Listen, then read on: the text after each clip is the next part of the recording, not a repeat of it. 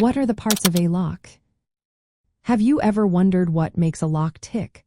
Understanding the parts of a lock is essential, especially when it comes to antique appraisal and authentication. Knowing these components can help you identify, evaluate, and prepare locks for appraisal.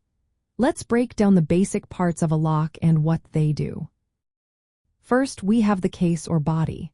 This is the main housing that keeps all the internal components together. In antique locks, the case is often made of materials like brass, iron, or steel. You might find it ornately decorated or stamped with the maker's mark, which can be a clue to its age and origin. Next, we have the bolt or latch. This part is what physically secures a door or container. When you operate the lock, the bolt moves to either secure or releases the door. It's a simple yet vital component. Then there is the keyhole or keyway. This is where you insert the key. Antique locks often feature unique keyhole shapes, which can help date and identify them. Moving on, we have the plug or cylinder.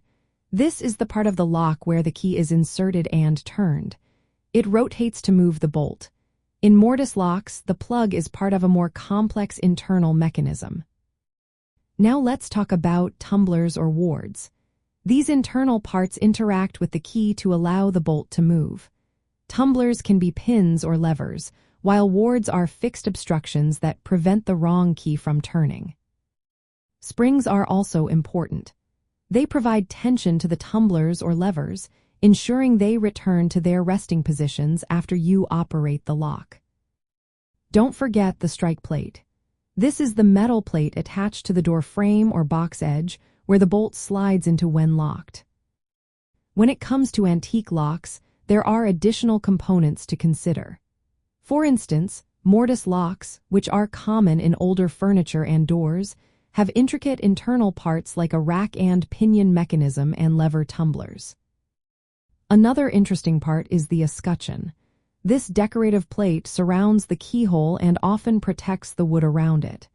In antiques, these can be quite elaborate. Lastly, we have the doorknob or handle.